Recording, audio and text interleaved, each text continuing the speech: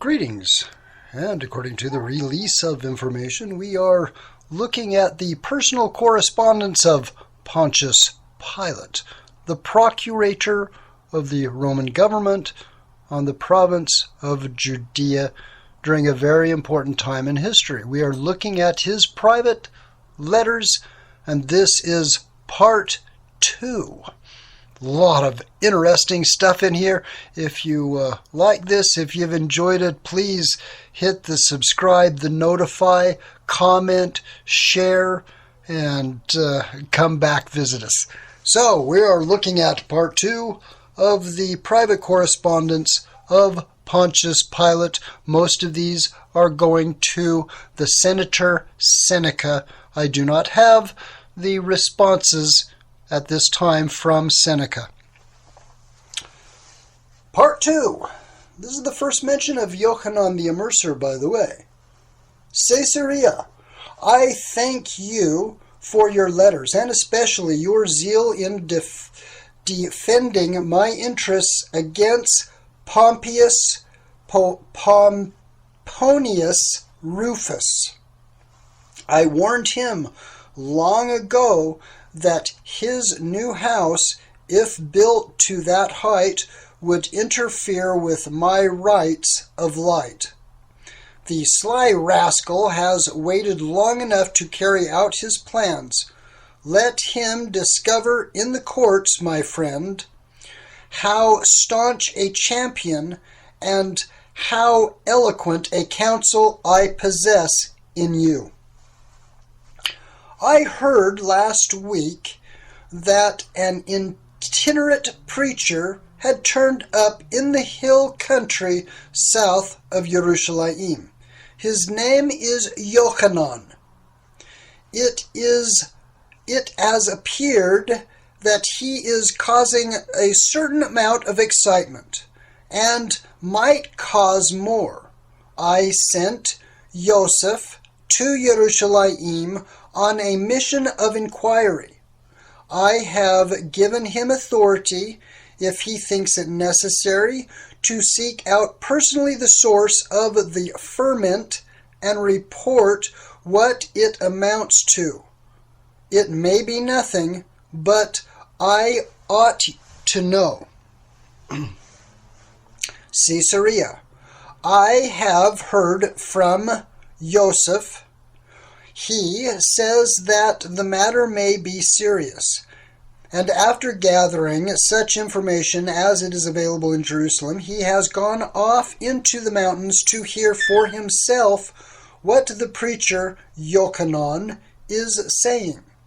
I wish him joy of the expedition. It is about as disagreeable a region as there is in the whole of my dominion. Bleak and barren mountains, seamed with deep ravines and watercourses, which lead down steeply to the valley of the Jordan and the Dead Sea. It is chiefly inhabited, so far as I can ascertain, by ill-omened birds, wild beasts, lepers, and half-mad hermits, such as this Yochanan seems to be. In Joseph's absence, I have been examining the reports of our spies in the other parts of the country. It appears that Yochanan's fame is spreading, and the common people are beginning to talk about him. Some of them are setting off in high expectation for the scene of the preaching. I shall be glad to have Joseph's report.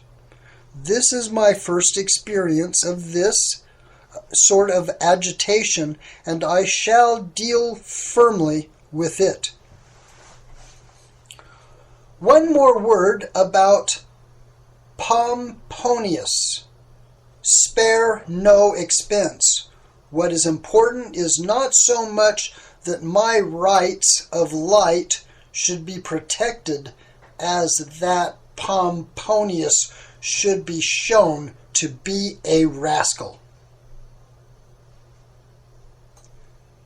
Now we have another report from Caesarea. What I hear from Rome makes me almost glad to be a mere procurator. A mutual friend of ours, I had better not mention names, writes to me that Sejanus not only is ambitious of marrying into the family of Caesar, but that at the same time he speaks slightly of Caesar himself, slightingly. Monarch of an islet, he called him the other day. Had you heard that? I scarcely dare write the words. If these things get to Caesar's ear, I shall be glad that I did not owe my appointment to favor of Sejanus.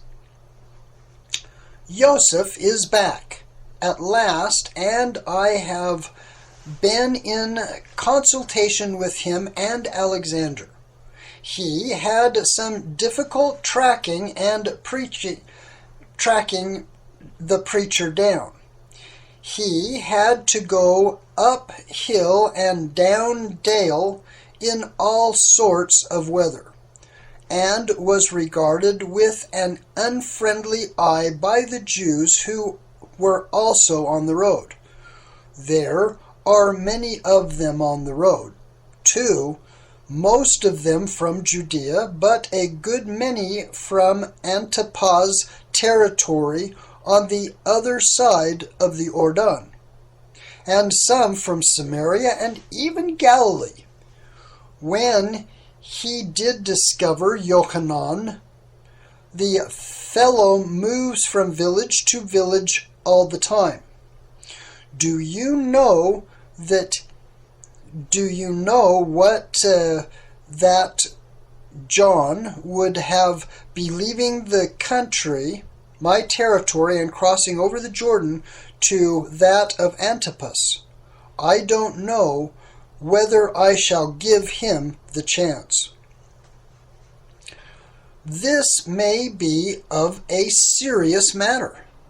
Yochanan is just one of those people of whom I have been warned. Accordingly to Joseph's report, he is half clad, half starved, half crazy.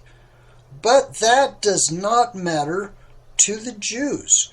It is what he says that counts, or rather, perhaps what they chose to think he means. He is telling them that the great time, the new era, which they all expect, is coming. And for them that only means one thing. No more Herods, no more Romans, no more governors, troops, or taxes. The idea of liberty, of independence, of the revival of the glorious days with which they enjoyed under their old kings. It's that which draws them from all over the country. Joseph declares that Yochanan has only to announce that he is the expected leader of the whole, and the whole countryside will be on fire. He makes no pretenses, so Joseph says that he is himself a leader, but he is doing what is almost as bad. He tells them that a leader is coming, and that soon, which is just what they are looking for. I've questioned Alexander about this, and he is wise and mysterious. I asked him whether this leader was the same as the deliverer or Messiah that Caiaphas had spoken of. He said no, that before the deliverer there must come, according to their sacred writings, an advance guard or messenger or prophet. whatever you would like to call him, and that when this person arrives, then all the people will know that the deliverer himself is to come next. You will see that from the standpoint of the Roman governor, it is all the same thing. Yochanan predicts the imminence of a new prophet, a Nabi. The appearance of the prophet will be foreshadowed by that of the deliverer, and then Kaiser and Rome will make way for the new age. It is, you will agree, impossible, and such fantastic but pernicious ideas should be allowed to spread among the people. You cannot imagine the expectancy that there is everywhere in the air here. Everyone is waiting for things that are to happen.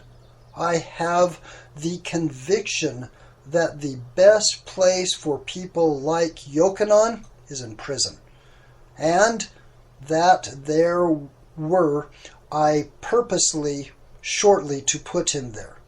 I purpose. I have written to Caiaphas asking him about what he and the Sanhedrin have to say about it, and informing him of what I intend. They ought to have reported to me before now. I must not forget to tell you an amusing thing about this Yochanan.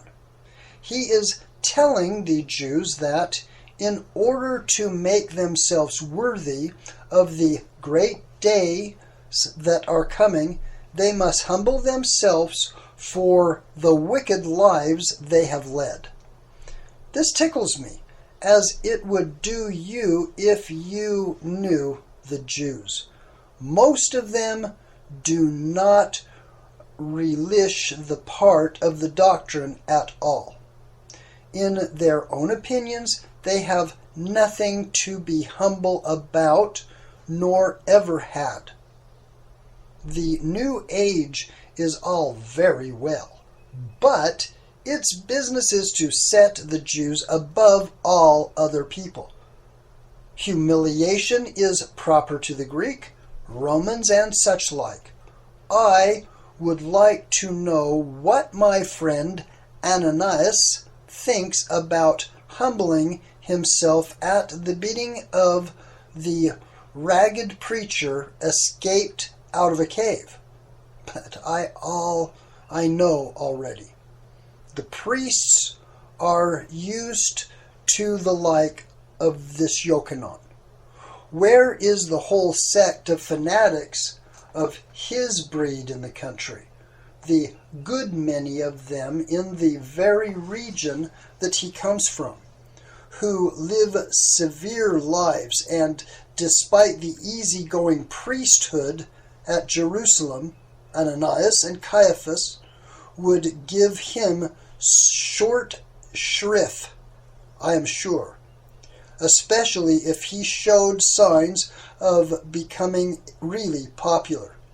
It is all very well for their Elohim to produce a new age, but the high priests certainly expect to be consulted first. It seems to me an opportunity to assert myself. I shall wait for a letter from Caiaphas, but whatever he says, I now intend to strengthen the garrison in Jerusalem. I hope you approve.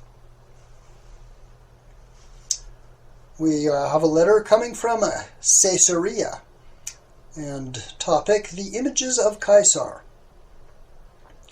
I have heard from Caiaphas about Yochanan. He sends me an official answer which is most discreetly framed. You might like the text of it. It says, The Sanhedrin, having sent representatives to question Yochanan, the son of Zacharias, and having satisfied itself he does not claim to be either the Messiah, or the Jews, or one of the prophets, is of the opinion that he has committed no offenses under the law which would justify it in putting him on trial. At the same time, it recognizes that the civil power may reasonably take a wider view of the consequences which might follow an extension of his teaching. Caiaphas sent a private note by the messenger. He has no objection to my taking measure if I think them necessary. I am sure that at the heart he and his friends hope I will. You see the game. John, Yochanan, may easily become an embarrassment to them, even if he is not so already. They would like him out of the way, but it would suit them better for me to remove him than that they should bear the odium themselves. Upon my word, I would not oblige them, but that I have thought of the new measure for teaching both of them and the common people, who is their master here. I told you that I had decided to send up more troops to Jerusalem in case this affair of Yochanan should cause disturbance. I have made up my mind that new troops shall this time carry the imperial images on the standards when they enter Jerusalem. What madness, I hear you say. At once you conjure up visions of riot, tumult, and open war, but listen, you do not give your Pilate sufficient credit for sagacity.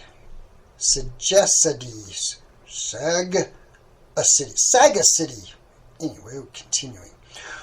Do you think that only Jews are cunning? My troops will enter Jerusalem in the dead of night. In the morning, when the Jews awake, go about their business, throng into the temple, they will see the standards with the images prominently displayed upon them, already established on the ramparts of the Antonia.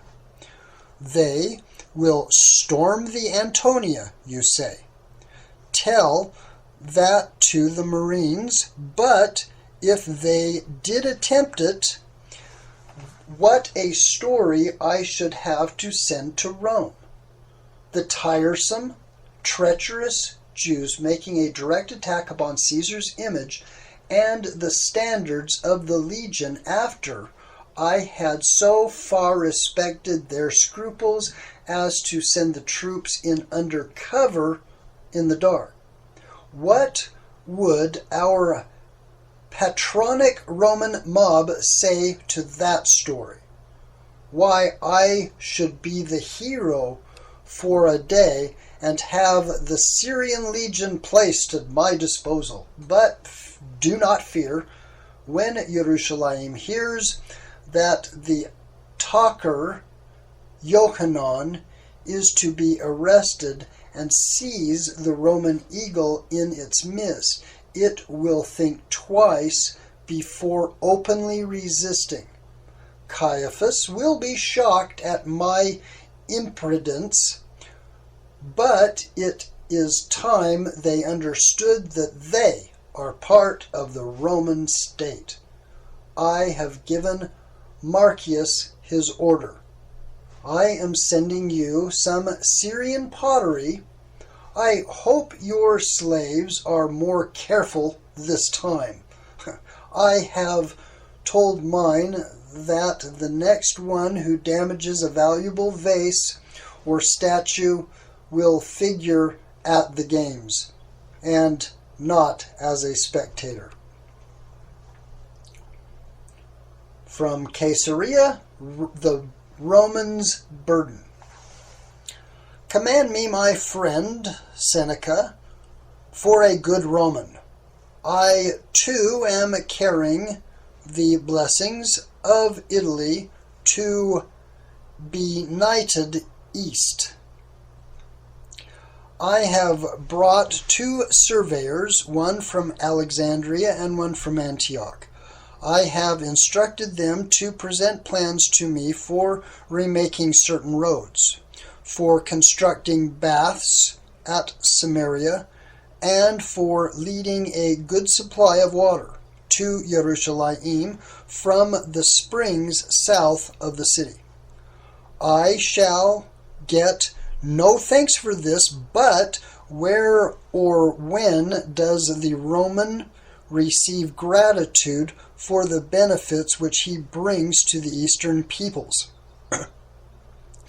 They are like pigs, and when he raises them from their filthy state, they only complain that he sweats money out of them and pay for public works which he wants and not they.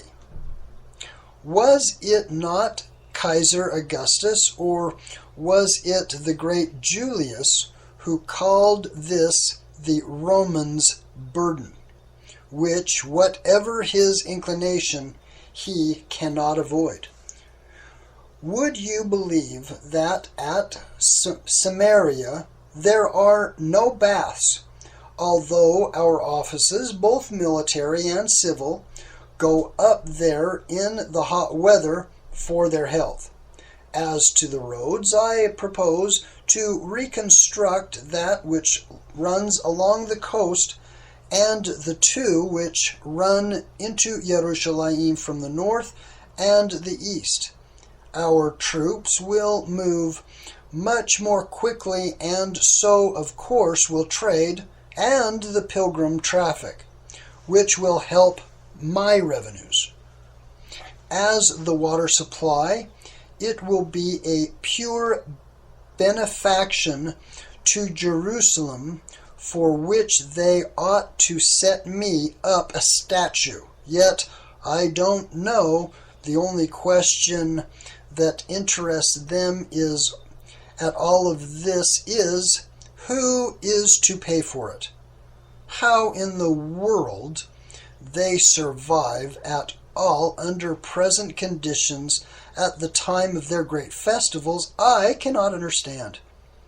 Normally, perhaps Jerusalem has some 50,000 inhabitants, and there are only a few wells of water to supply them all. But at the time of Passover, the pilgrims arrive by the tens of thousands. No one knows the exact total, but some say that there are 500,000 people crowded into Jerusalem and the surrounding villages. Jerusalem itself is packed out. They sleep on the roofs and even in the streets, and they flock in droves each morning for the surrounding country. Where do they all get their water from for drinking and for their ceremonial washing? I cannot tell you, unless perhaps their deity, YHWH, as they say, provides it by a miracle, or a festival counts as a continuous Shabbat, and they must not drink at all. However, water they shall have, both clean and plentiful, whether they like it or not, and pay for it they must, according to the customs of the Roman provinces. The troops have gone, with Marcus in command, They carry the images of 3 Caesar Tiberius himself, Augustus, and Julius. They will be in the Antonia before dawn tomorrow. I addressed the men personally. I told them that the name of Rome and Caesar was in the charge and that they must protect it, but that on their side there must be no provocation. I have told Marcus to send a troop, arrest Yochanan, and dispatch him to me at Caesarea. I must do this in any case, since if Antipas knows, as he does, that disaffection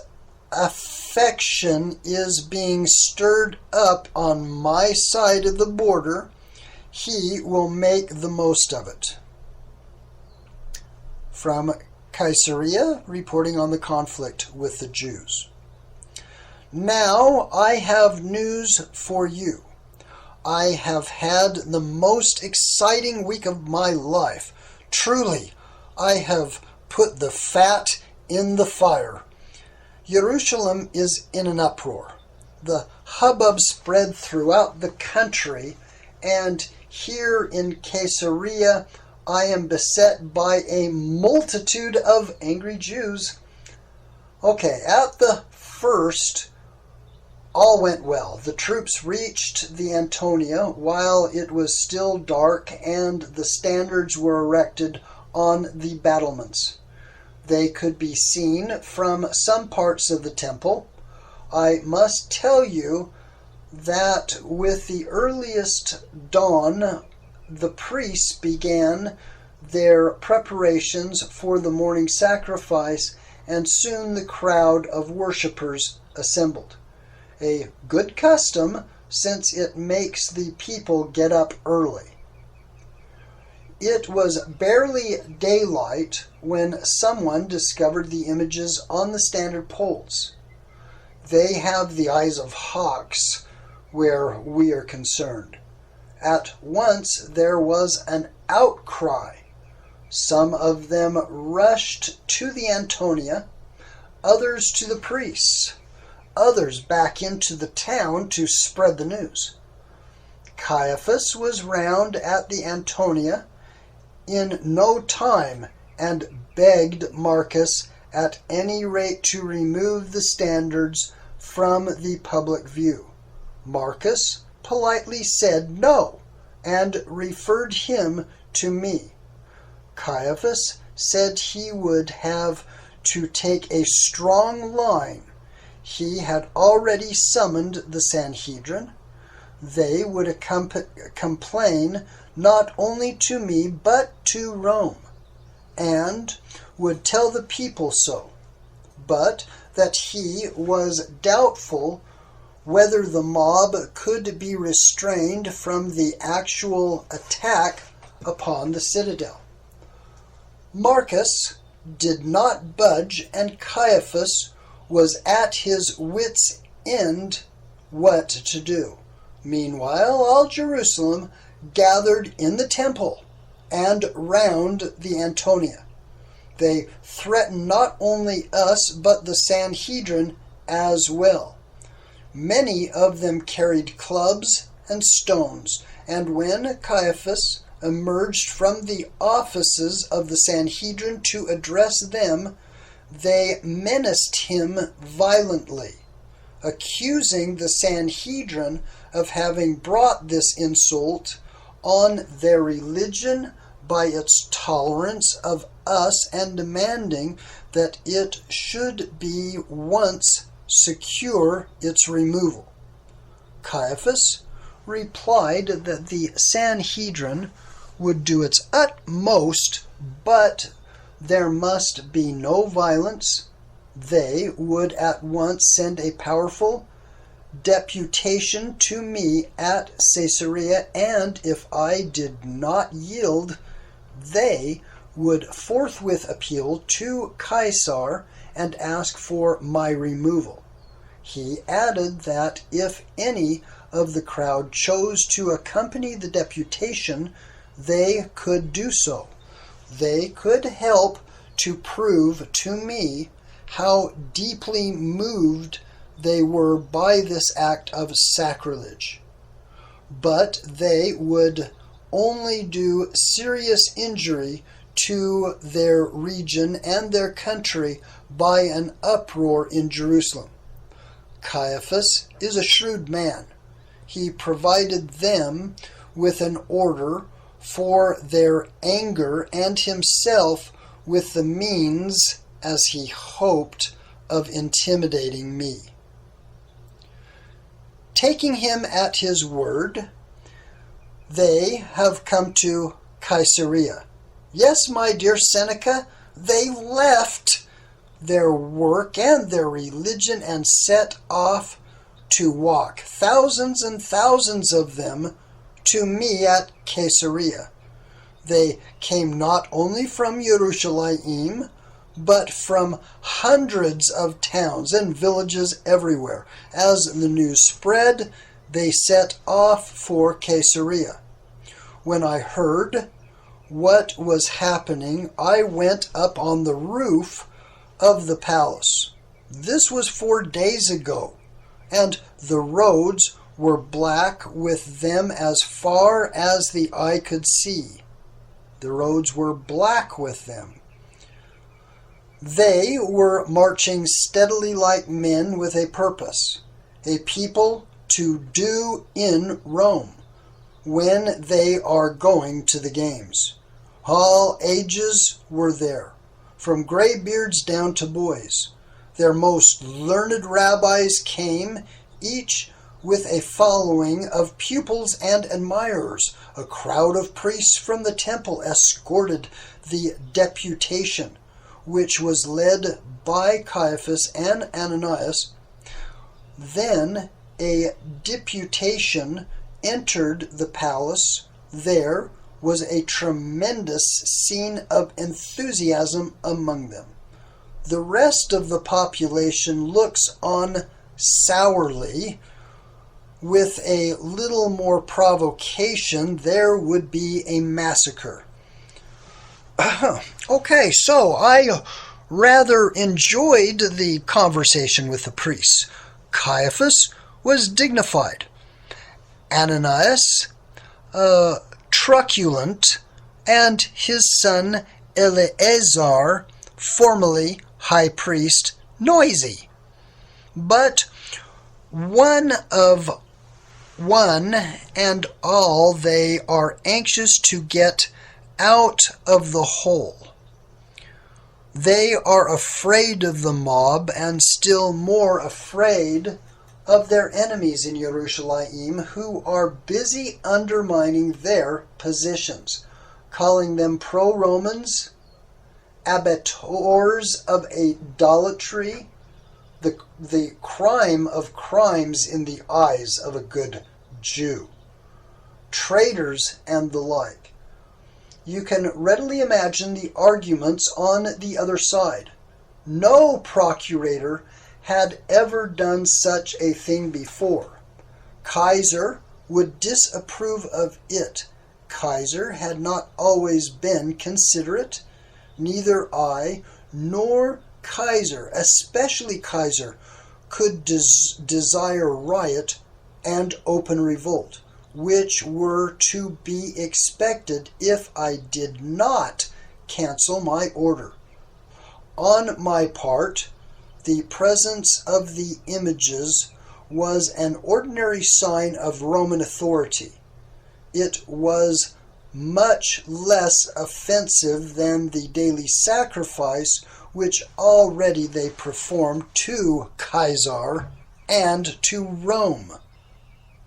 I had gone out of my way to spare their feelings by sending the troops in under cover of night.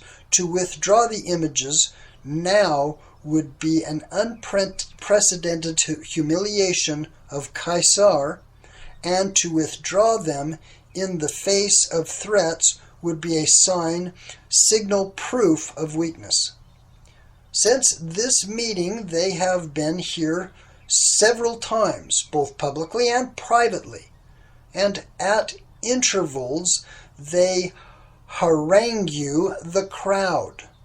I have told Caiaphas that he must order his people to go back home, but he says that the most he can do is to keep them quiet by promising to give me no peace until he has persuaded me. Their numbers, so far from diminishing, increase steadily.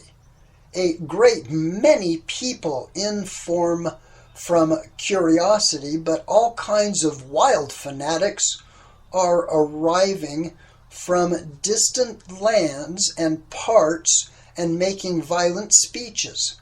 I don't know how they all subsist, but I suppose a good quarrel over religion is meat and drink to them.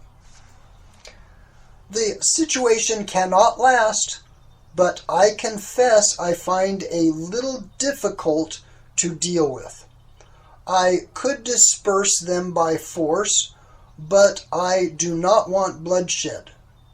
All the people at Rome who are for peace and quietness, and who don't in the least understand the difficulties of provincial governors, they would be up in arms against me. On the other hand, I ought not to yield.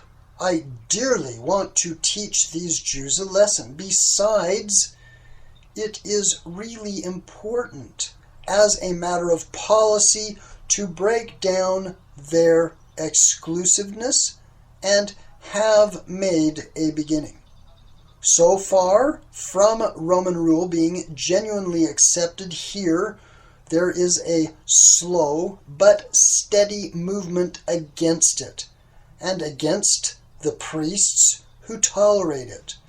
Unless we begin to break their obstinacy, we shall, before long, have to reconquer Judea. If I could only rely on proper support at home, but there I know that when I talk with hand on sword hilt, I must not expect too much sympathy from you. I wish you had the job yourself for a few months. I will let you know the upshot. Caesarea, I thank you, Jove, that the place is clear of Jews again.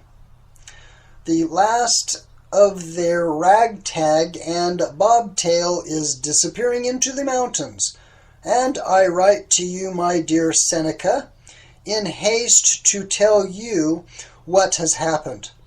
I shall be quite frank with you, for the truth is that I may need the help of you and of my other friends.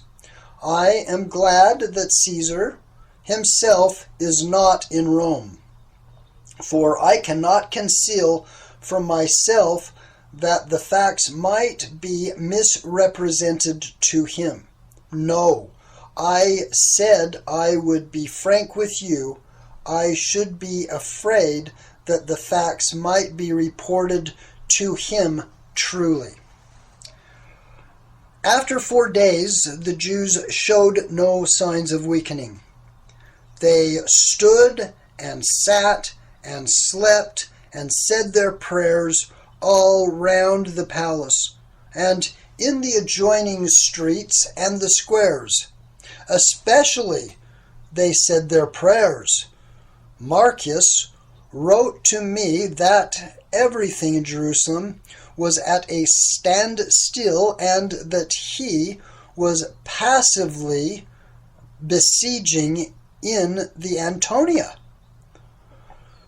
Joseph reported that the Sanhedrin had sent envoys to Herod Antipas, his brother, and the governor of Syria, begging them to intervene with me on the ground that a serious outbreak in Judea would have an unpleasant repercussion on their territories. The priests had also chosen the mission which they would, if need be, send to Rome. I determined to use a direct threat of military force. I announced that the next day, the 6th day of the proceedings, the Jews were to assemble in the marketplace early in the morning, and I would address them personally. At the same time, I ordered all the available troops to be concealed in the surrounding buildings. At the conclusion of my speech, they were to pour out and advance upon the Jews. At the marketplace is an open space which will hold 20,000 people, and it was packed. The din, when I arrived, was indescribable. For 10 minutes they shouted at me and at one another.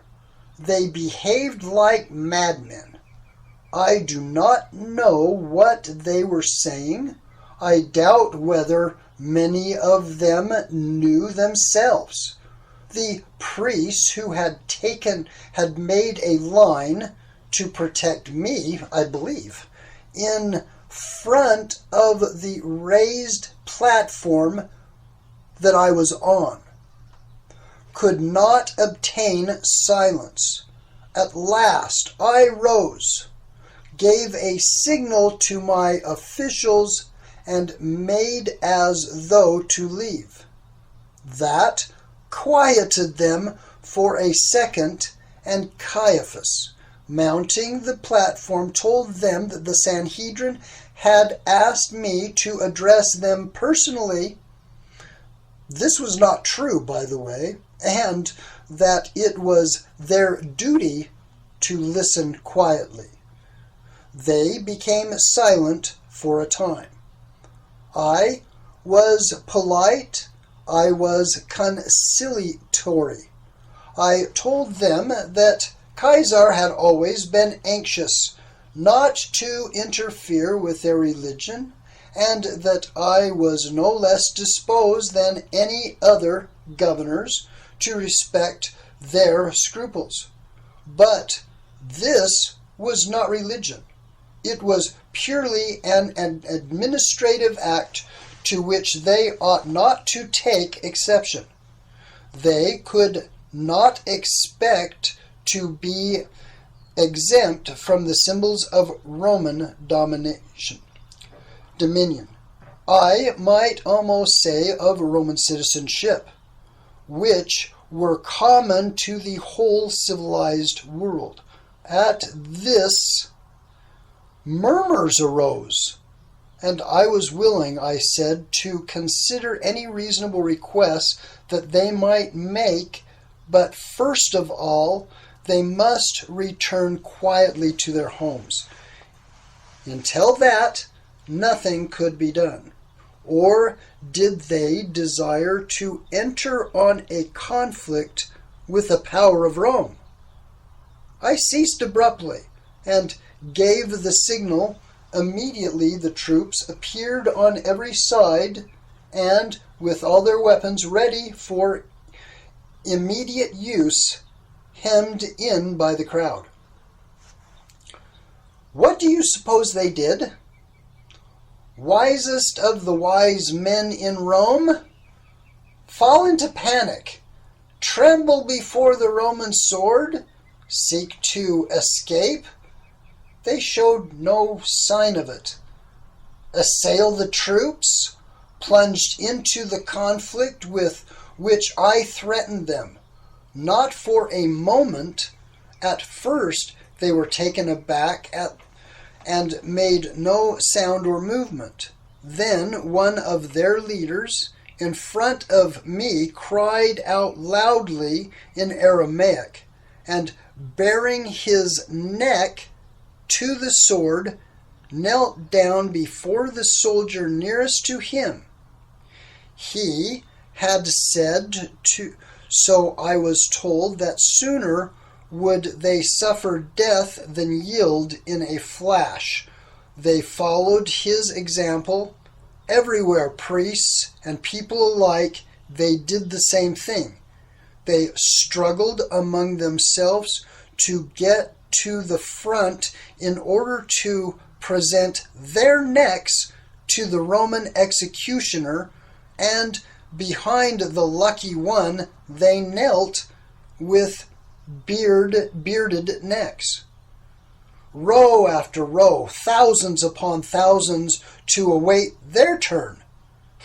The position was ludicrous. I could not very well order a wholesale butchery. I had never intended to. Even had they had but one head, I could not have cut it off, though it would have given me the greatest pleasure. I had failed, and I knew it. It took but a few seconds for me to make up my mind. I signaled to the chief priests to follow me and withdrew for consultation. Let me cut short the story of my humiliation. I announced that I was deeply impressed by their devotion to their religion, and that was truly enough. But what impressed me most was the order and calm resolution which they exhibited. Had it otherwise, had they sought to intimidate me by violence, but you see the argument, and though you may smile, I assure you that the priests did not. They thanked me gravely, and Caiaphas went out and announced my decision in almost my own words, adding that they must have confidence in me and in their priests and return quietly to their homes. Therefore, jubilation, thanksgiving, and of course, more prayers. YHWH gets the credit for it. All day long they have been departing, singing their songs. Let them sing while they may. But if some day they get a different sort of governor from me, if Kaiser abandons his policy of patient tolerance, if their wild fanatics overthrow these politic and cunning priests, if the Roman armies march, will YHWH save them? Yes, he will. I looked to you and to my other friends to put the best face on it when the story reaches Rome. After all, I have but sought to compel respect for Caesar, and his images have lorded it over their temple for a week. It was a beginning, even if at the finish I have lost the throw. Now I await the preacher Yochanan. Marcius should by now have laid him by the heels. When he is safely here in Gaol, the sword shall deal with him. If their victory over me makes them think the new age has begun, I will make least take care that the prophet does not live to see it. So, you have been reading one of your tragedies to an admiring audience in Rome, have you? I am sure it will be full of fine sentiment. Would I were there to listen to them, would you were here that you might apply them to these incorrigible Jews with me to watch the fun. And from next entry from Caesarea, the arrest of Iokanaan by Herod Antipas. Marcus returned from Caesarea, bringing two pieces of information. The first is that I have become popular in Jericho, the border city down by the river Jordan. It is most important place, for the commerce of the lower Jordan passes through it, and the customs revenue is large. Some time ago, complaints of gross extortion against the customs staff were made to me. The chief tax collector was, I should say, a lowly class Jew. He was robbing the merchants right and left, and the proceeds were not reaching my treasury. One of his underlings, another Jew, who thought he was not getting a fair share of the spoils, betrayed him and two subordinates. It was a bad case and had kept back some of our monies as well as the profits of their own extortions. I tried them here in Caesarea and then sent them back to Jericho, the leader to be crucified and the other two to be scourged to death. The Jews were delighted not only because the chief collector had robbed them, but because he was a Jew whom they hated for entering our services. Now they hate his successor, for I am going to appoint the informer to his place. I ought to be able to rely on his loyalty if he is not murdered by his own countrymen. The other news is that Iokanaan has escaped me. He went on of his preaching expeditions into Antipas's country. The result was the same as with us. Crowds of wretched peasants working themselves up into a frenzy and wanting to know whether they could not follow his leadership. Antipas can do with talk of the new kingdom even less than we can. If there's any trouble in his country, Roman troops will be sent in to help him. And once they are there, it will be goodbye to his ridiculous little monarchy. He knows that he was waiting for Iokanaan.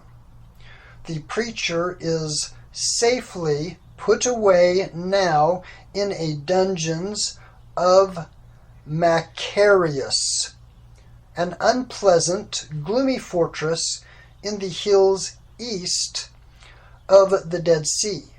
I should say that he has seen the last of his Judea. If Antipas has any sense, he will make an end of him. It is the only safe method, believe me, with people who mix up their religions and their politics. I am not sorry, on reflection, that Antipas is taken this business on himself. A certain amount of odium will attach to him. For Yochanan has many followers, but sometimes when I lie awake at night, I wish that I had the handling of Yochanan. The Jericho tax collector is a poor substitute. From Caesarea, the problem of the aqueduct. I was not surprised to hear the two Herods had lodged a complaint against me at Rome. When they heard about the images, those dogs, they have the morals of the mongrel tribes from which they sprung. But, thanks no doubt to you and my other friends, I have defeated them.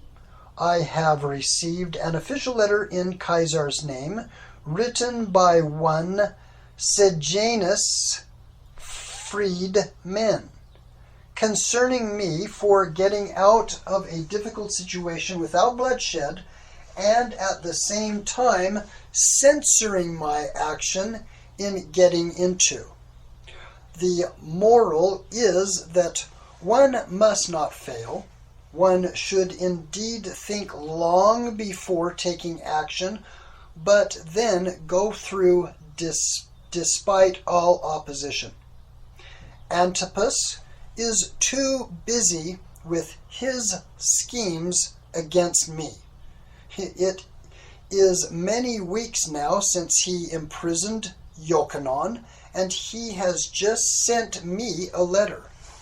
A suave piece of hypocrisy, saying that a certain Yochanan, a dangerous fanatic, had been arrested on his side of the frontier.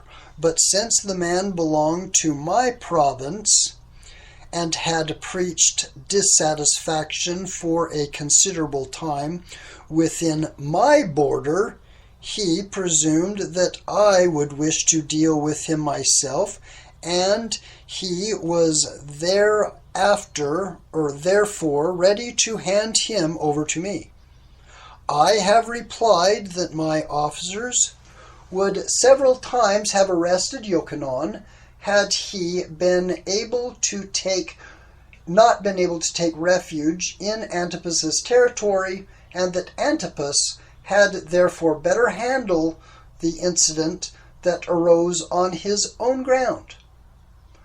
I may have yet to face difficulties of my own, for I hear that some of Yochanan's followers are going up and down, following his example, and needless to say, declaring that their master will come back.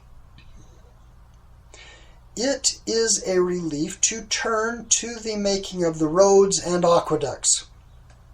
I'm really happy when I see the gang of laborers at work on the hill roads up in Jerusalem. Roads, mark you.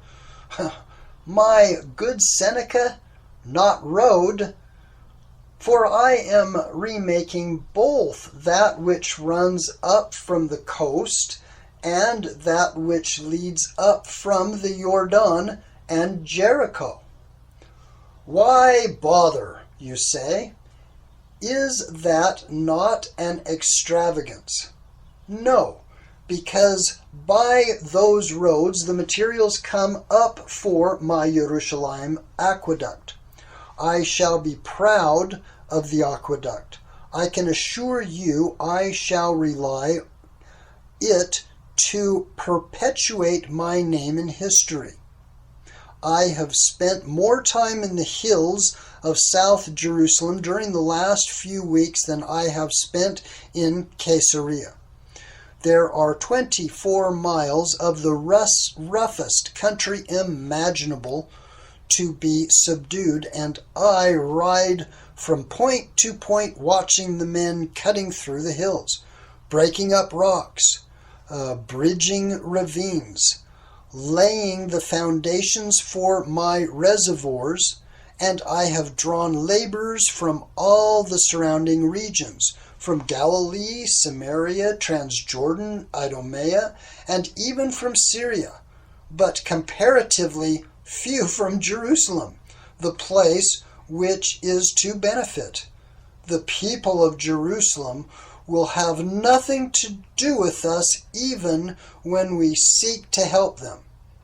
They have nothing but scorn for Samaritans and Galatians, who take our part to bring them good water supply.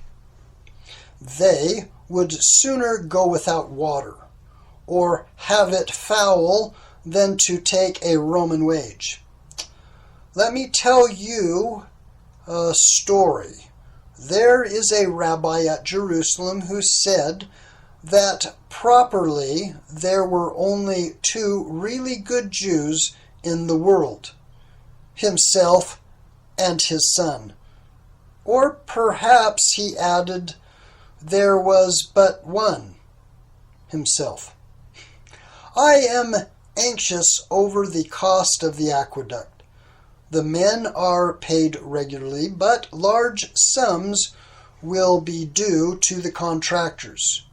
They cannot come out of the ordinary tax, nor, so far as I can see, can I make a special levy which would produce the necessary amount. I have asked the Sanhedrin to make suggestions to me, but they are unhelpful. They talk and talk and talk, but they make no proposals. They say the contractors are extravagant, or they admit the necessity of the aqueduct, but say the work should have been postponed, or they declare outright that Rome should pay for it. I will make them sing a different tune when I have finished with them. All right, you squirrels, wake up, pay attention. Got some important historical figures appearing now, so wake up. Okay, this letter was written from Caesarea. The Sanhedrin are obstinate. I have told them that they must find ways and means within 3 months of paying for the aqueduct and roads. I have had endless conferences with their chief men, I repeat, until I am weary. For the first time in its history, Jerusalem will have good drinking water. It is essential for the health of your great city. They remain unmoved. One of them said loftily, water for drinking is not of real importance. What is only an affair of the unclean body. What matters is provision for the soul, water for the ablution that are ordained by our law. They are always at their ceremonial washing. I have never been able to understand how people who wash so much can look so dirty. This argument gave me a chance. Precisely, I retorted. You require great quantities of water for your ablutions and for the temple sacrifices. They have, you know, a huge bowl of water in the temple for swilling away the blood from the sacrifices. The aqueduct is therefore a matter of religion as much as the health and decency, and I should expect you to be prepared both to support me and to pay for the service which I am doing for you. Then a brilliant idea came into my head. Since I added the aqueduct on your own showing will be a great assistance to your religious exercises, why no pay for it with the temple money? You would hardly believe with that fury they received this reasonable suggestion. Robbery and sacrilege were the weakest words they used. I protested to them that they might regard it as a loan and by imposing a levy on the population of Jerusalem and spreading it over 12 months, or longer if they chose to repay the temple funds. They were almost beside themselves, but I stood firm and ordered them to bring the proposal before a formal meeting of the full Sanhedrin. The more I think over it, the more agreeable does this project look to me. It solves the difficulties with such simplicity. The news in your last letter makes entertaining reading. I thought we had fallen low enough when sprigs of our ancient noble house drove their own chariots at the game, but I never expected to hear that a Claudius was fighting as a common gladiator before a lousy mob, or a Domitius fawning as an actor on the stage. I have, I fear, no such exciting scraps of gossip for you. One of the rabbis who was suspected of looking with favor on my aqueduct was murdered yesterday as he left his house for the Sanhedrin. 5 ruffians fell on him with knives. He had over 20 wounds. There is not the smallest chance of catching the murderers, although their hiding place will be known to many people. Reports from the frontier state that another wandering preacher, one Yahusha, has turned up in Nazareth, Galilee. I have told Joseph to keep an eye on him. The only daughter of one of the chief priests of Jerusalem has run off with a Greek merchant. They wanted me to arrest the pair and declare that she has taken some of her father's money. He can spare it. Alas, the soldiers did not arrive at the quay till the ship was safely gone, and today I am very much in Procula's good graces. I cannot get over my astonishment at your letter.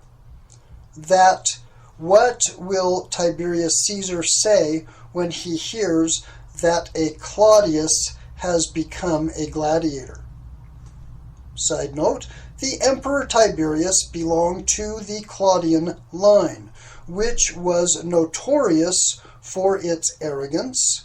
The pride of the Claudian family, says Tacitus, was inveterate in its nature. So, we have now from a letter from Jerusalem on the death of Yochanan and questions about Yahusha. I have come up to Jerusalem to settle my quarrel with the Sanhedrin, and this time I mean business. they formally refuse to make any contribution from the temple tribute.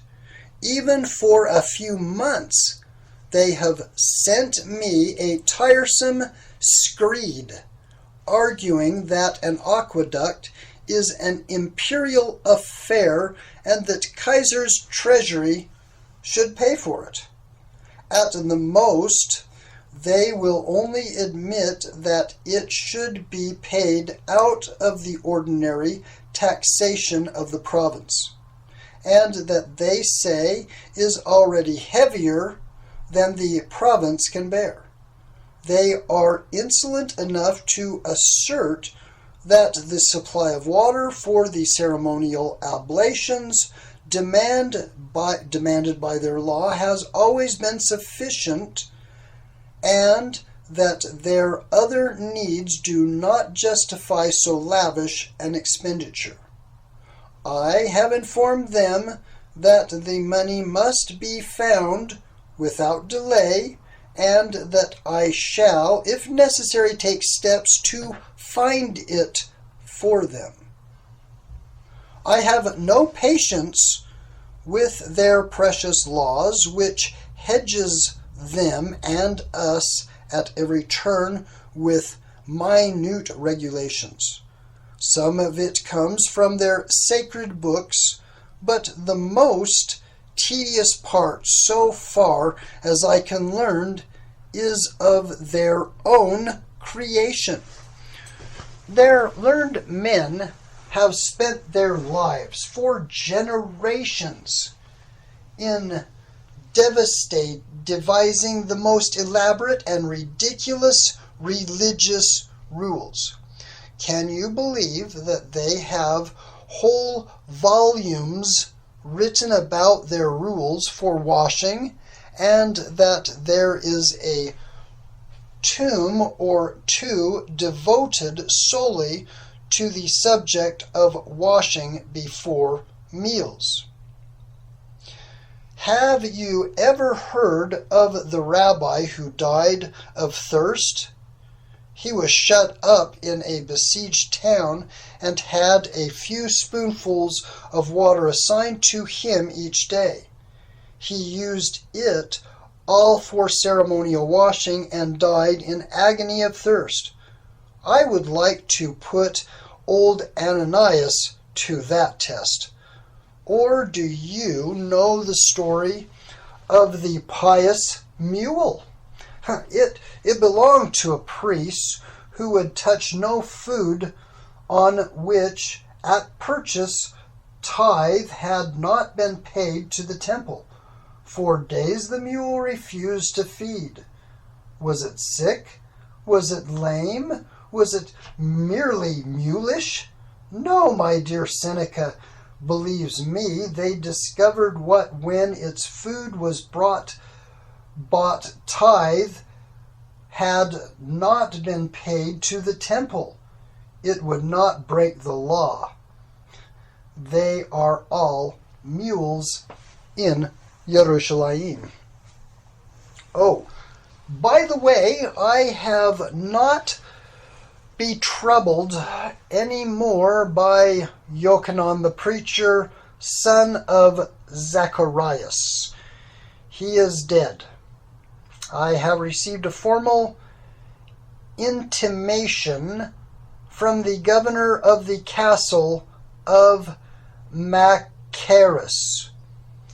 He received orders from his master, Herod Antipas, dispatched from his capital, Tiberias in Galilee, to execute Yochanan as a fomentor of rebellion, and to inform me of the fact.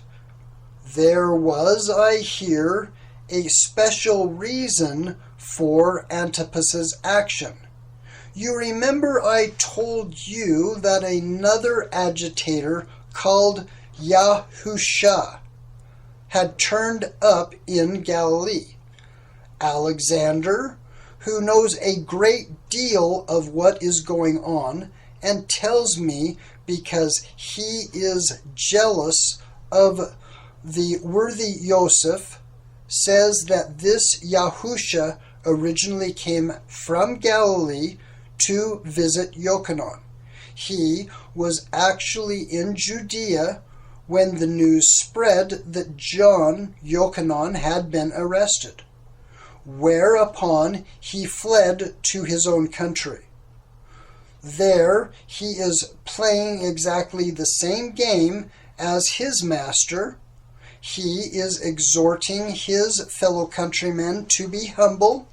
I like him for that. And talking large about the coming kingdom. Also, he has set up as a wonder worker, curing people who are sick of various madmen. They are numerous in Galilee. And of course, this draws the superstitious mob. Antipas would not like it in any case, but what really disturbed him was the discovery that communication have been passing between Yahusha and the followers of Yochanan. So, very wisely, he has made an end to Yochanan and is already. Joseph confirms this, inquiring about Yahusha. I shall have a good ground of complaint if he lets this business grow.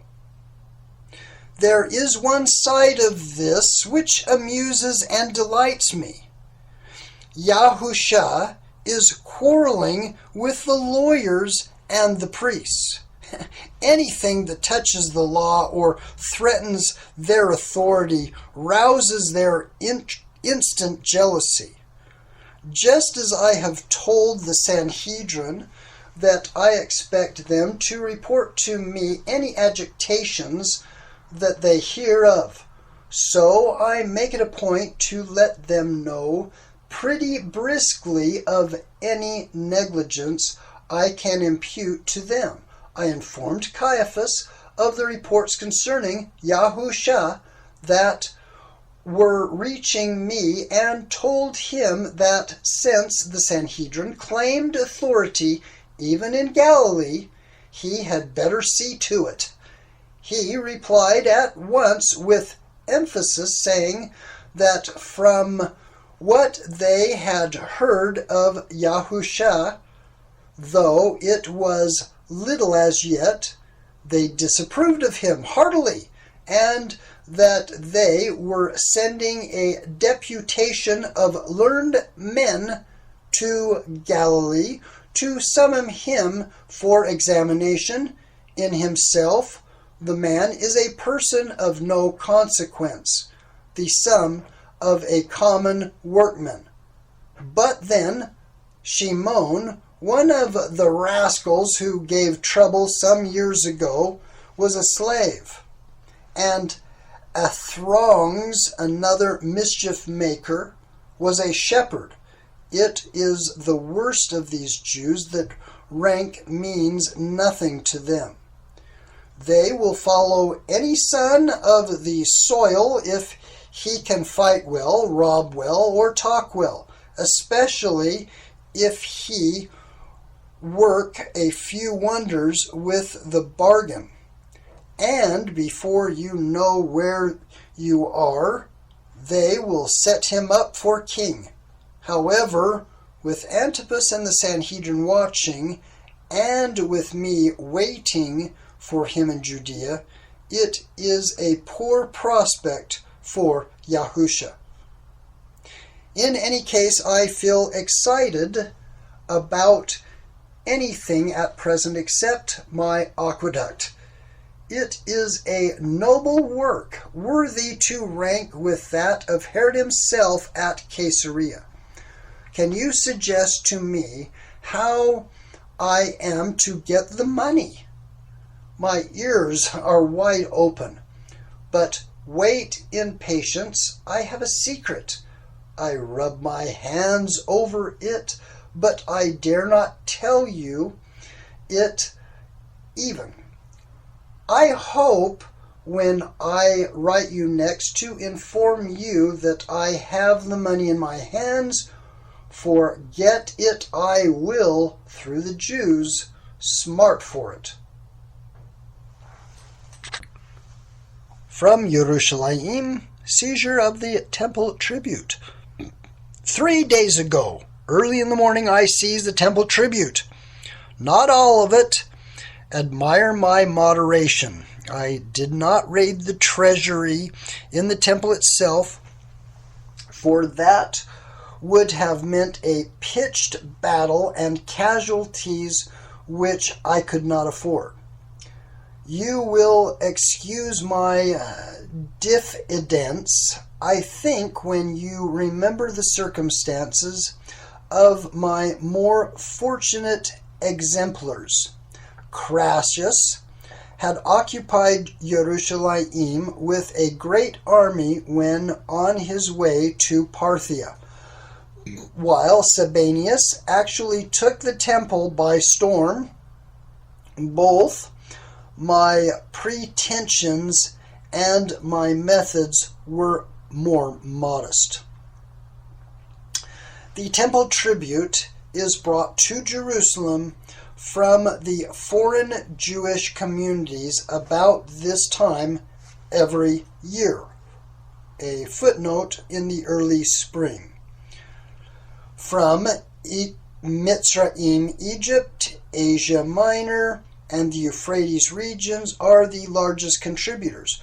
Most of it comes in coin, but there are also the rich gifts of the pious: plate for the temple service, jewels, ornaments, gold to be melted down.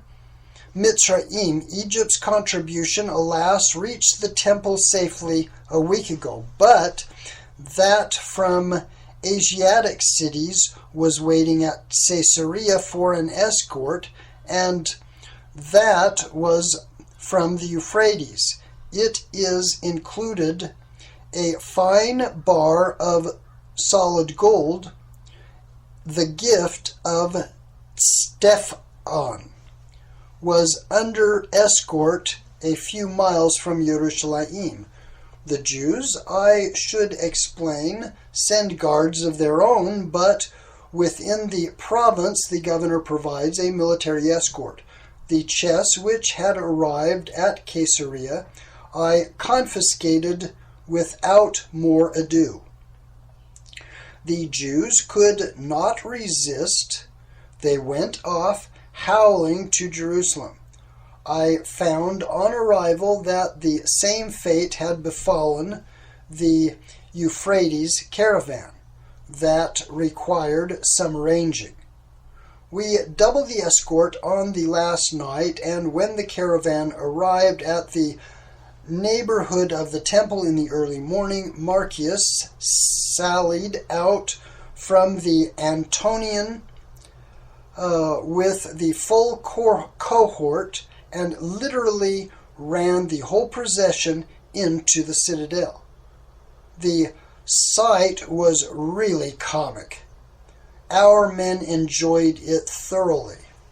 It was all done so quickly that the Jewish guards, who included some highly dignified officials, could hardly believe their eyes when they saw the gates of the Antonio shut behind them and the men methodically counting and carrying off the chests. One of the two were foolish enough to offer resistance, but we soon cured that. No bloodshed, but they had some bruises to show their countrymen. The uproar over the images in my first year, you remember, that regrettable incident, was nothing compared with what happened now. All Jerusalem turned out within an hour. They shouted and screamed. They threatened to tear down the aqueduct. They beat on the walls of the Antonia with their fists. The priests pack themselves into a dense mass around the temple treasury, lest that also should be attacked by me. The loss of money touches them on the raw. I was not minded this time to let them demonstrate for days. I had dressed up a large part of my soldiers in ordinary clothes. Beneath, with their arms were hidden. Some I slipped out of the Antonio before daybreak. Another large contingent was concealed in Herod's palace, where they were all the Samaritans and the Idumeans, so that they could disguise themselves easily with fear of recognition. There were about 1,000 of them. They gathered on the outskirts of the crowd and took part in the shouting. From what I know of some of them, I should say that they did all they could to stimulate the mob. In the afternoon, I came out on the tower above the gateway. I announced that the money would be used by me for their benefit in the way that I thought fit. I then ordered them to disperse, redoubled tumult, threats against the sacrilegious governor, curses, and even stones. A trumpet blew, and my fine fellows, disclosing their weapons, fell upon the mob. The cry of rage and terror that went up might have been heard at Rome. The crowd fled pell-mell, but the crush was so great that many could not escape into the narrow streets, and the arms of the soldiers were weary with striking. I have no idea how many were killed, for the dead were carried off quickly by their friends. But the number is large. Everything has been quiet since. I ought to tell you that I strictly forbade my men to pursue the crowd into the temple, and the order was obeyed. I have seen nothing of Ananias or Caiaphas, not because they did not come, but because I refused to have anything to say to them. They are spending the usual deputation to Rome, but I am not nervous about the results. The principal contractors, whom I have already paid with the temple money, are good friends of Sejanus, and they have no doubt that with a judicious expenditure among his freedmen all will be well. I am satisfied. The aqueduct will shortly be finished, and there is money and to spare to pay for it. I have settled some of my accounts with the Jews, and especially with their religious mongering priests. They have had a sharp lesson. Let us hope they will profit by it. Yet I fear that the tone of this letter will not be pleasing to you, my dear Seneca. I will therefore make a suggestion. You complained bitterly of Rome in your last letter to me, of the noise of the exorbitant rents, the dearness and badness of your food. Visit me then in Judea, and revive your weaned spirit. Do you say, with the admirable Horace, that those who cross the sea change only their climate and not their mind? But cross to Judea, and see whether your liberal-minded tolerance does not undergo a striking change. I know I am disposed to gird against the Jews. It is a just reproach, but then I live among them.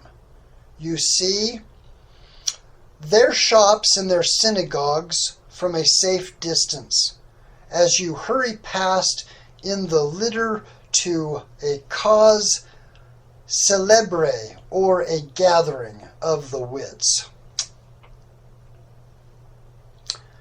From Jerusalem, a lesson to Galileans. I felt that I must write to you again before I set out on one of my periodic inspections of the province. Marcus and Joseph both warn me that I shall have a bad reception because of the seizure of the sacred money. I am not so sure. It is sacrilege, of course, to all of them, but the country people do not love the greedy, grasping priesthood at Jerusalem, who fatten on the offerings, and besides only Jerusalem benefits from my gift of good water. Why did not Jerusalem pay for its water and so save the temple tribute from spoliation? Perhaps I shall not be so unpopular after all. I shall let the people know that the Sanhedrin wanted to pay for the aqueduct out of the people's taxes.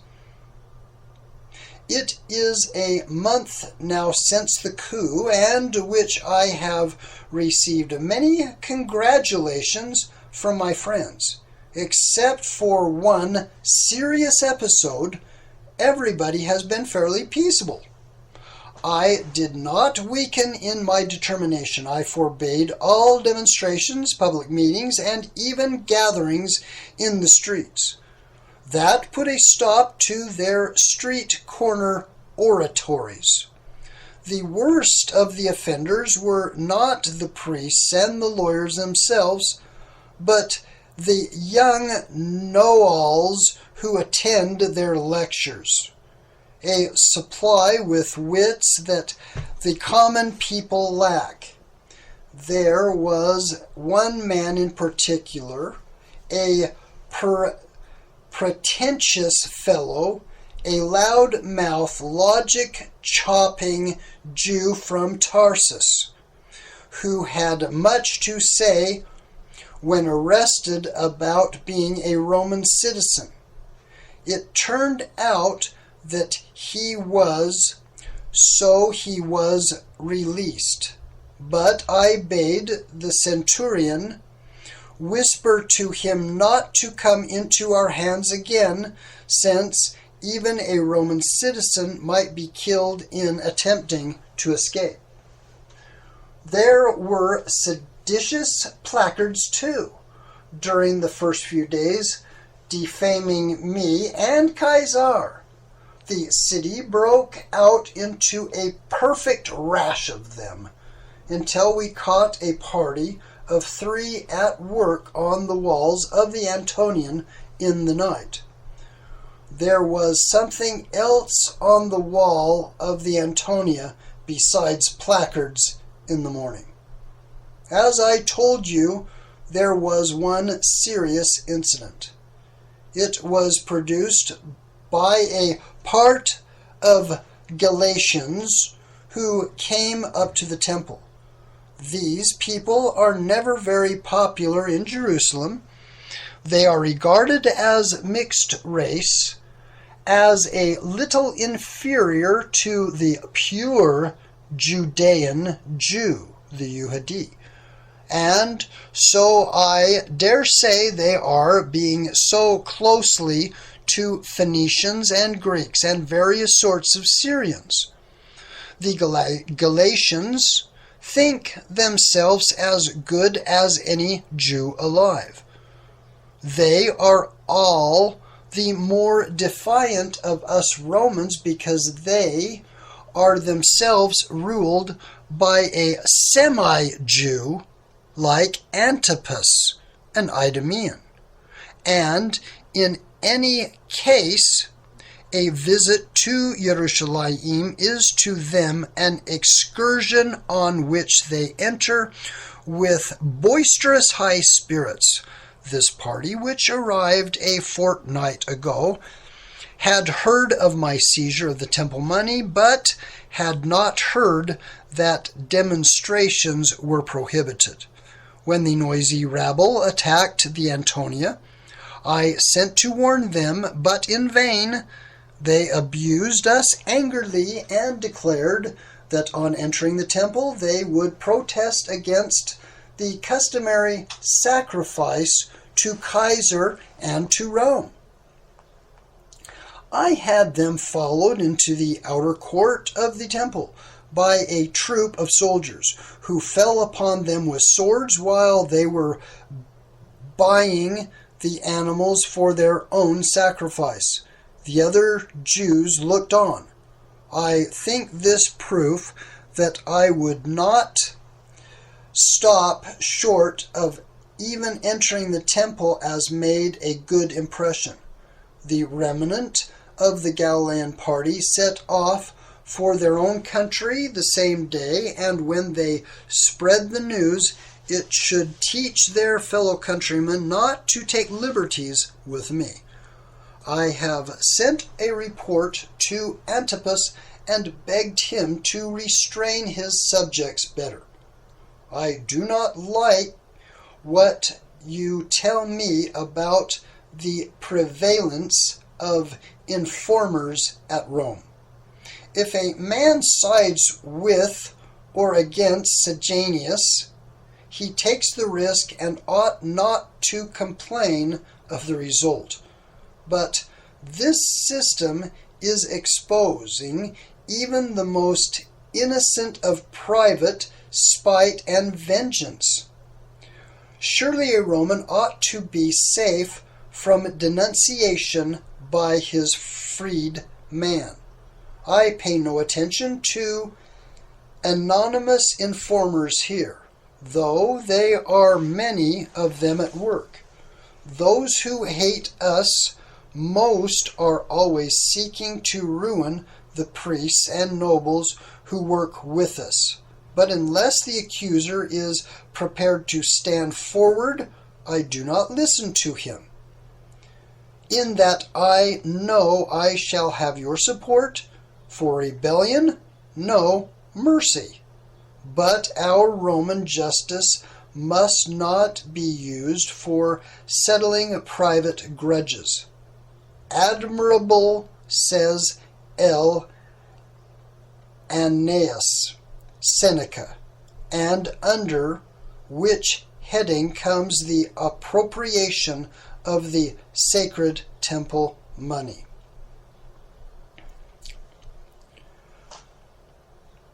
Letter from Caesarea. Antipas inquires at Nazareth. I have spent nearly a month going round the northern districts of my province. I have inspected frontier posts, conferred with many revenue officers, heard innumerable grievances, and redressed not a few. I wanted to find out for myself whether this part of the country was suffering as much from the effects of drought and bad harvest as I had been told. I found that it was. In many places the condition of the people was truly miserable. I discovered that every synagogue had been used as a center of ill will against me. But I summoned the village elders, heard their stories of distress, and announced remission of taxation. In certain cases, I promised to send them relief as soon as I got back to Caesarea, and that I am now doing. On the whole, I am not dissatisfied. It was a pleasure to be among the Samaritans. They have a most likable hatred of the priesthood of Jerusalem, who treat them like dogs and keep them out of the temple. They think themselves every bit as good as the real Jews, and certainly they have the same general characteristics. One day they are peasants, and in the next they are robbers. This week it is the plow, and next it is the knife or the pitchfork against Caesar or Herod, or whoever the tyrant of the day may be. Still, I have been governor for 3 years now without many grave troubles, which is as much as any of my predecessors except Valerius has done. If I were withdrawn now, I should leave the province better than I found it. I am not discontented. At the beginning of my tour, I took Procula, my wife, up to the border of Galilee. She is paying a visit to the wife of the governor of Syria, an old school fellow of hers, and I set her on the high road to Damascus. I sent Alexander with her into Galilee and told him to find out something for me about the latest agitator. He accompanied her to Damascus. He paid a flying visit to Nazareth, to which Yahusha belongs, and visited his family. He found them in a state of fright.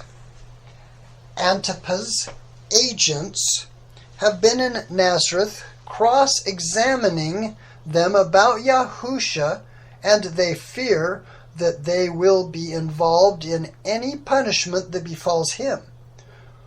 The whole town shares their nervousness.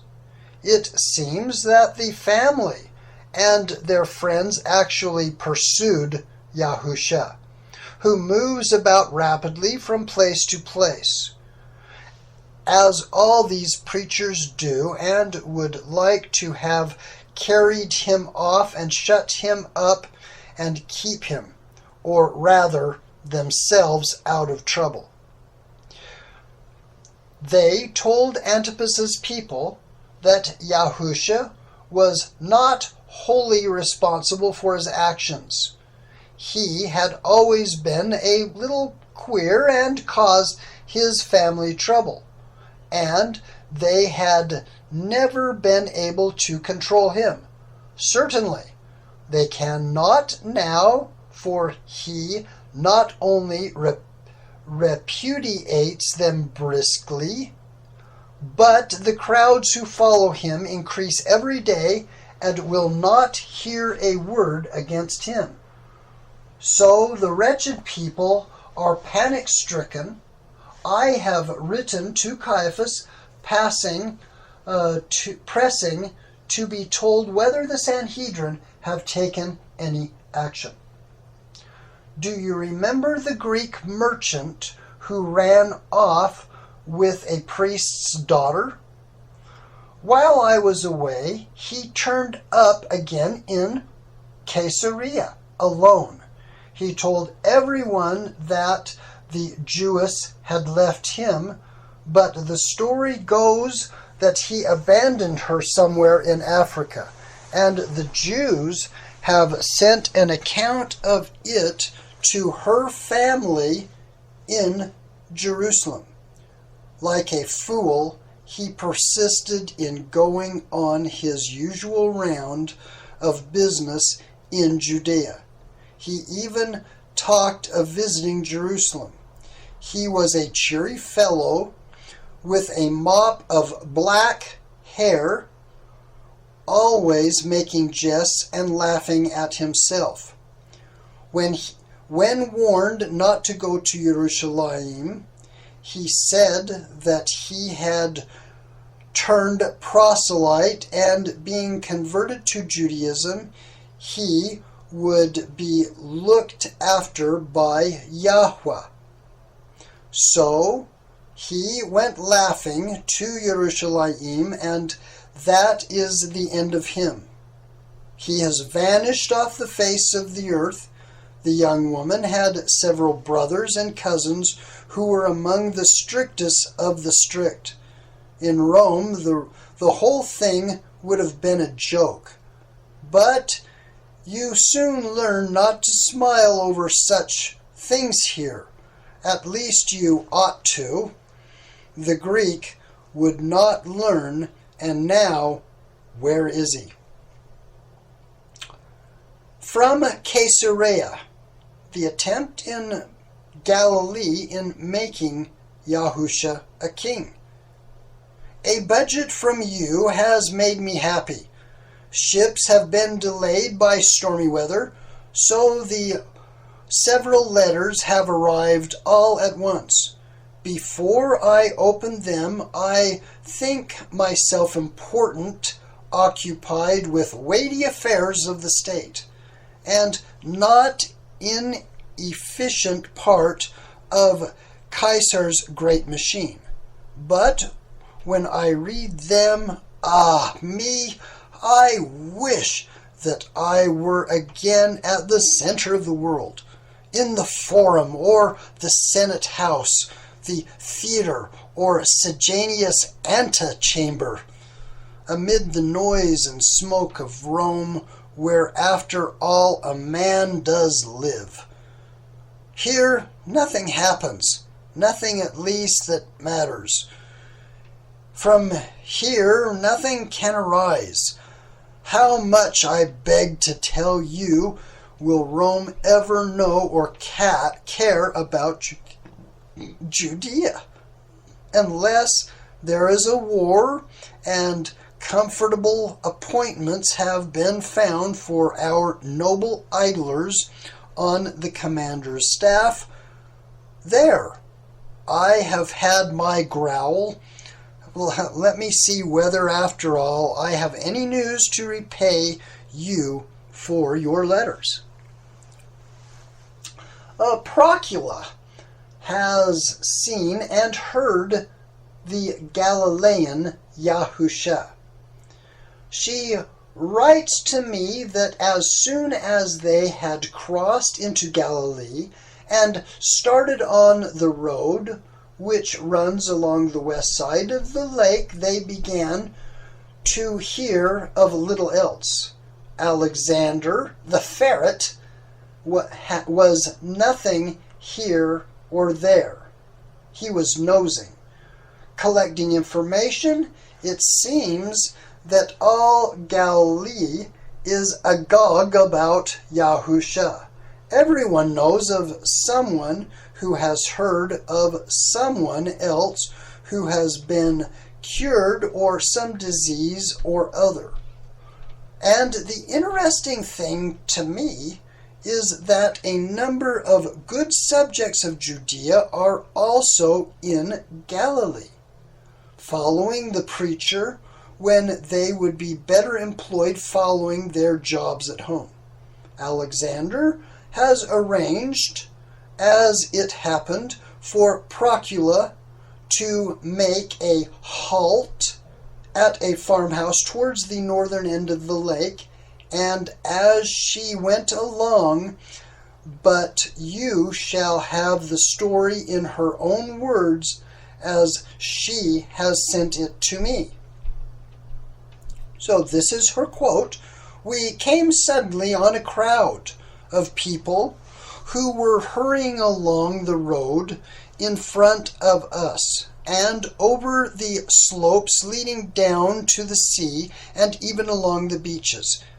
Others were joining them from paths and came in from the hills. No one took any notice of us. There were Jews from all kinds, mostly hale and hearty people.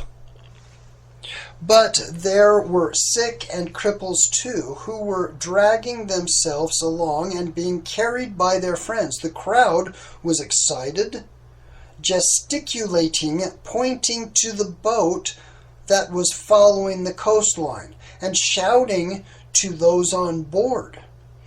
I thought at first that they were angry, but Alexander said they were calling to Yahusha, who was on board the boat, to come to shore and to speak with them. They kept on shouting the same words over and over again. I could not make it out because it was all in Aramaic, and when I asked Alexander, he only shook his head and muttered something about it being a bad business. He would not tell me what they meant, though he told me later. When we stopped at the farmhouse, the crowd rushed on, and presently I could see them leaving the high road and hurrying down to the shore. Alexander asked permission to go after them, and I said he could provided that he took me with him. So we went with an escort. You need not be afraid. And after half an hour we found them in a great mass down near the sea, with Yahusha standing on a knoll in the field, addressing them. There were thousands upon thousands of them, and at the back, quite close to us, some groups of better dressed Yuhadim, Jews, who were standing aloof, watching and listening. Alexander took a look at them and muttered again, "Spies from Jerusalem," he said, and went off to talk to them. I saw the preacher clearly. He is a strange man, gaunt and rugged, as though he were burnt up by fire of his passion. When you see his face and hear him speak, he is full of self-confidence, imperious, often fierce. The crowd were noisy at first because those at the back could not hear, and they were interruptions. He put them down with a few words. He was like a general among the legions, and they obeyed like common soldiers. He spoke always as though he thought no one could contradict him. He began quietly, but then raised his voice, and it became harsh and vehement. The Jews from Jerusalem were fidgeting and muttering to each other. Alexander said he was denouncing them and their friends. I have never heard anything that sounded so passionate and bitter. Then he became quieter again and went off in a rapt way, as though he did not know the people were there. There was a murmuring and stirring all through the crowd then, but not angrily, and they pressed forward to him. Alexander could not take his eyes off him. He would pay no attention to any of my questions. He kept on saying to himself, "A better time coming," and laughed in a queer, anxious sort of way. I thought he was quoting something that the preacher had been saying. He kept looking at the party from Jerusalem, and he must get a report to you at once. Then a curious thing happened. Yahusha suddenly raised his arm and cried out something sternly. They stopped pushing towards him and sat down on the grass in a great circle round him, except the Jews from Jerusalem, who made no movement but went on watching. I am sure I have seen some of them going to the Sanhedrin. Then Yahusha called some men who were standing close to him, and they brought him some bread. They broke this into little pieces so small that from where I stood you could scarcely see them all. He gave these to the men, and they went along the ranks distributing them to the crowd, who ate them while the preacher went on talking. I wish I could have understood. All I could get out of Alexander was the preacher was enrolling them as his followers, but that it was not a military business at all, but purely religious. The eating of the bread was a symbol that they enrolled themselves under him, to live as he lived and to do all the things that he had been telling them to do. Alexander added that it was dangerous. It might be misunderstood. The strangest thing was to follow. When the ceremony was finished, everyone was still for a few seconds, and then the crowd began to stir and talk, gradually became more and more excited. Yeshua said to them something to the men about him, and running down to the sea, they began to pull the boat close in so he could embark again. When the crowd saw that he was going to leave them, they broke all bounds. They ran forward, crying and shouting and surrounding him. Some of them were brandishing sticks and knives. They were not threatening him. It was quite different. Others of them were weeping. Many of them fell down at his feet. All the time I could make out that they were shouting the same words that I had heard them using on the high road when they were looking out at the sea. I asked Alexander what they were saying. I had to shake him by the shoulder before I could get an answer out of him. He was impatient with me. Melech, king, he said. That's what they are saying. Melech Yisrael, king of Israel, king of the Jews, and Messiah. I'm not sure what the last means, but you will know.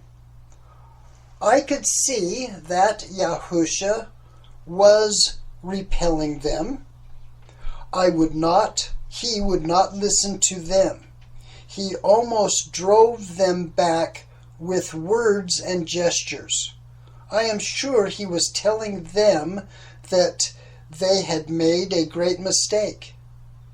He was almost beside himself and made those who were kneeling rise and those who were brandishing the weapons put them down. He was more stern and determined than he had been all the afternoon. And at the same time he began to move down to the sea hurriedly, as though he must escape. The crowd followed slowly in a dejected way.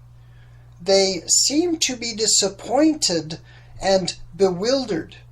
He is angry with them for calling him King of the Jews.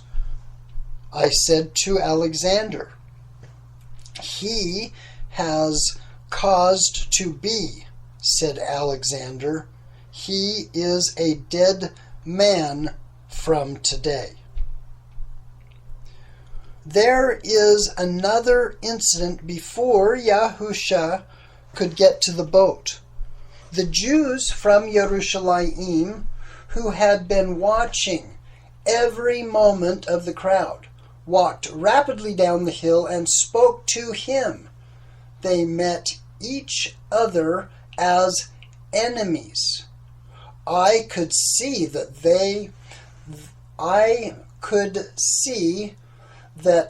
though I could not hear the words, the talk only lasted a few moments.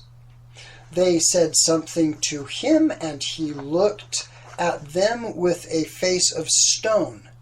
Then he answered curtly and turned his back to them. Some of his followers helped him into the boat.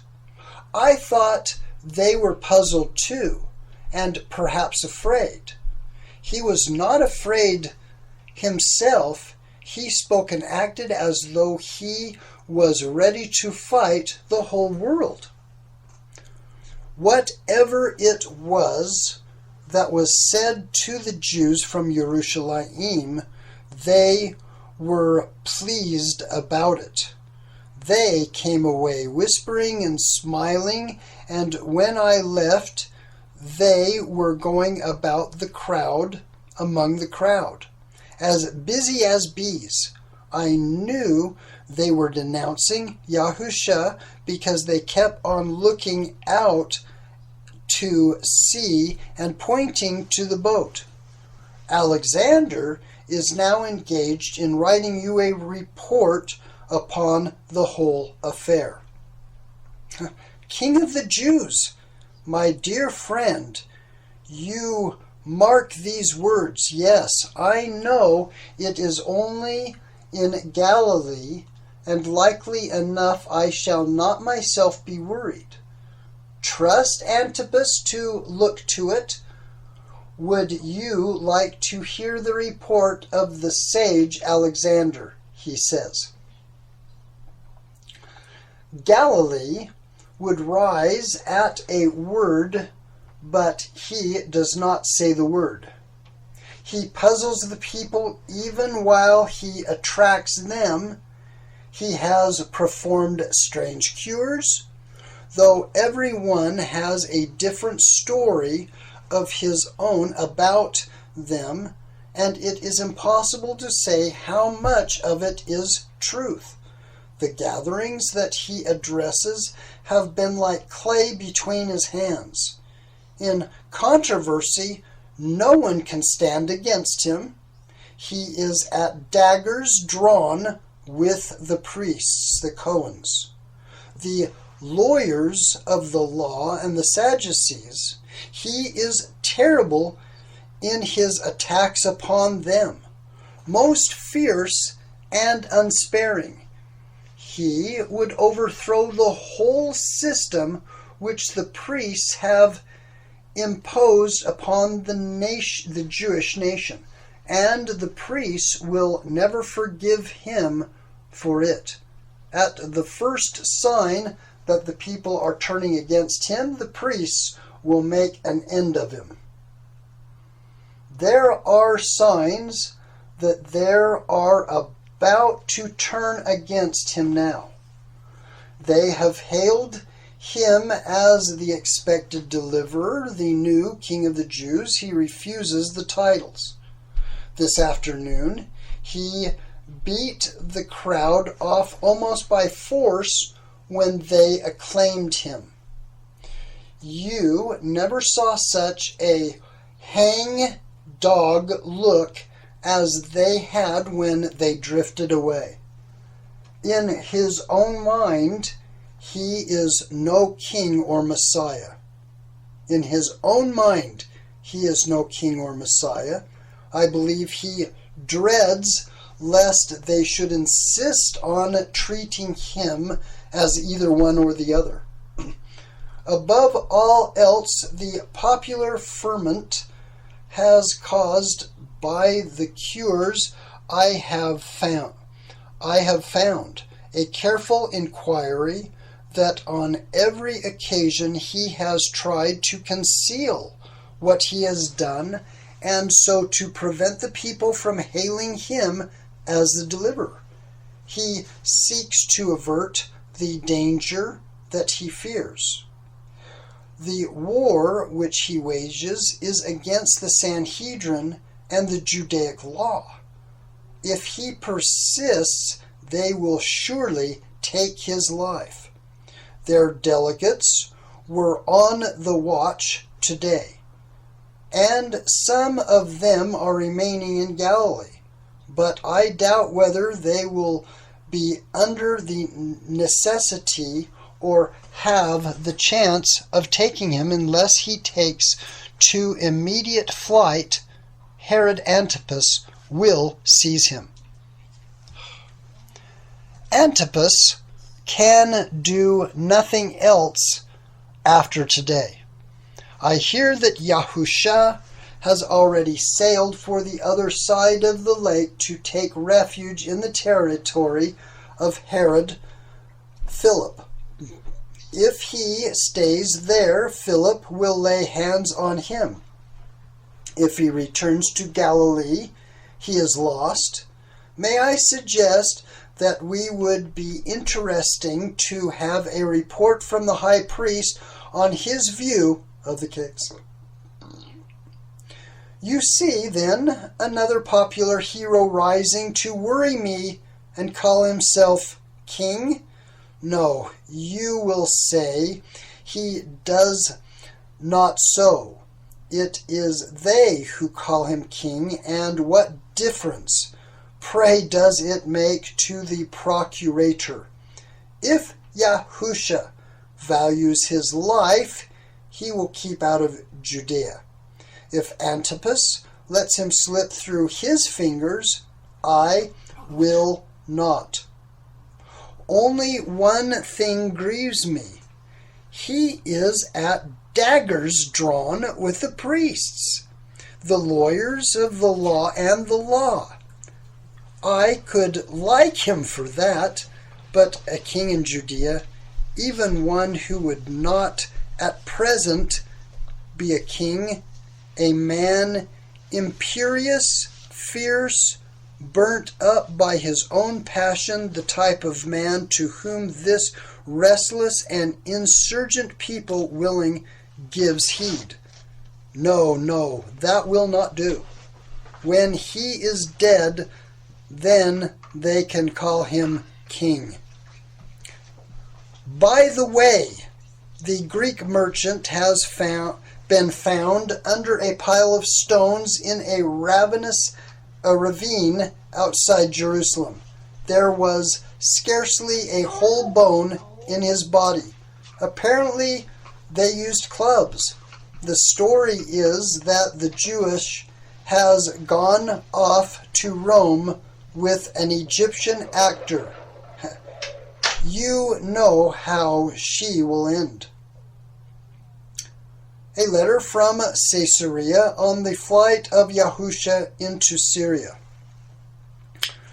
What, my dear Seneca, all the Jews expelled from Rome?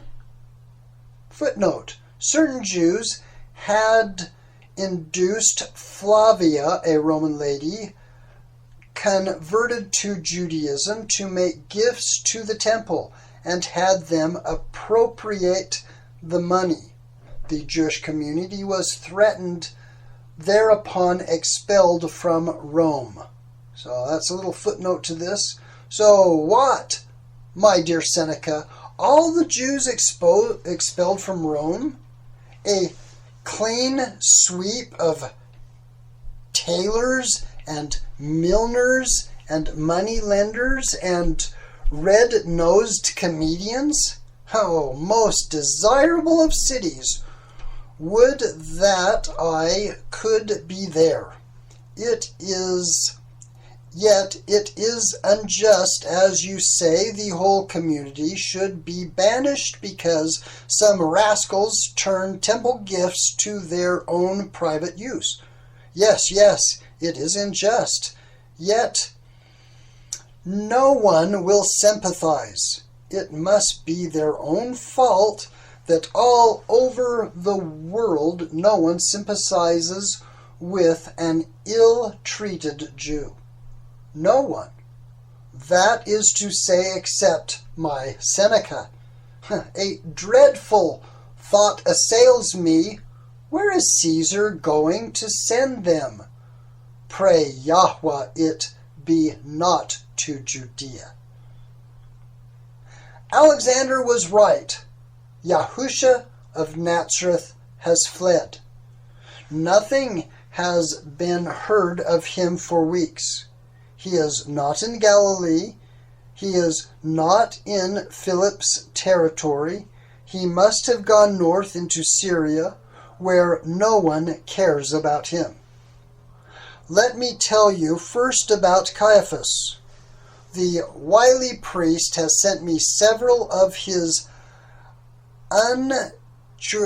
statesman-like reports. I know the difficulties he has to keep an eye on the governor, who has the soldiers of Rome behind him, on his own Pharisee, who thinks he is obsequious to us, on the people who might be led by any wild man this day or tomorrow, and on the priests, the lawyers who love their law and suspect that in its defense he and his kind are no better than they should be. He says it would be charitable to suppose that Yahusha is a madman, and that this is indeed the opinion of his family, but whether mad or not, he is seducing ignorant people from their duties alike to their religion and to the recognized authorities. He adds that the delegates of the Sanhedrin have exposed him repeatedly, and the exposure is now rapidly having an effect. They will take the sternest measure against Yahusha, should he become into their hands as a false pretender and a rebel against the law. And as for the political side of it, do you remember they said the same thing about Yochanan? They realized that it may cause me a legitimate concern. Themselves, too, they should say, for in the long run, with these ruling priests, it all comes down to politics. It is their nature. All Jews are politicians, but so is their procurator. For the time being, then, the preacher has taken to his heels. I have other reports from Galilee. It seems that he paid some flying visits from Philip's territory, only to find that the tide had set against him. The events with Procula and Alexander saw were decisive with his followers. He would not be their king. He would not acknowledge that he was the promised deliverer.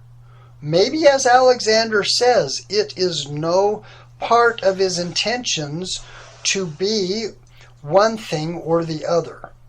After his refusal, the Yerushalayim rabbi dogged him everywhere. They found it much easier to persuade the people that, after all, he was only a rebel, an enemy to their venerated law. I believe that in his own town an attempt was made to murder him, though, of course, they have their special grievances against him there. Now, he is without friends and has vanished into the far north. This is a small matter, but still something of a relief to me. The country is fairly quiet.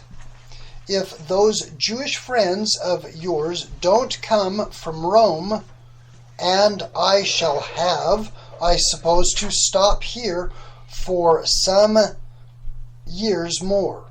I'm a poor man in spite of the jesting threats against the Jews which I used to send to you over 3 years ago. I would prefer to spend my remaining years of office quietly until Caesar transfers me. As this thing stands at present, I can handle it comfortably, but if a fanatic of this sort were to accept the popular demand, to give the word, as Alexander said, I might be hard-pressed with the miserable little force that is allowed me. We are going to stop this recording now, and then we're going to get to the Passock. So that will be in our next edition. Please join us. Hit the subscribe, send it to friends, share it, comment, and we'll see you real soon for the conclusion of the letters of Pontius Pilate.